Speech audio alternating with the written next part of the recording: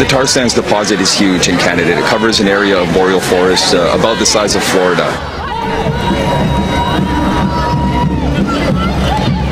That is the dirtiest fuel on the planet. There's no limit to the number of communities and families they will hurt to make their money off dirty energy.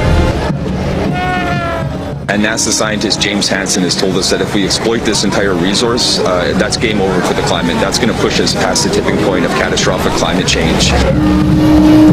This stuff is tar. You go to Canada, it's tar as far as the eye can see. So what you've got to do is you've got to process it up there, get the sand out, put chemicals in just to get it to move.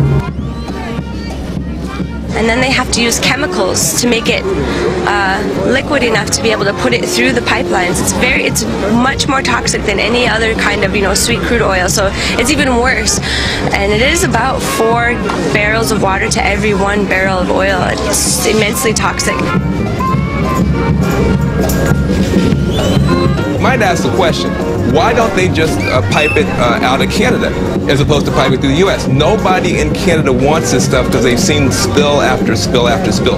And we're going to shoot it across America's farmland and America's waterways. Why? So a foreign corporation who has made no promises to sell any of it to us can get it to the global market, mainly China.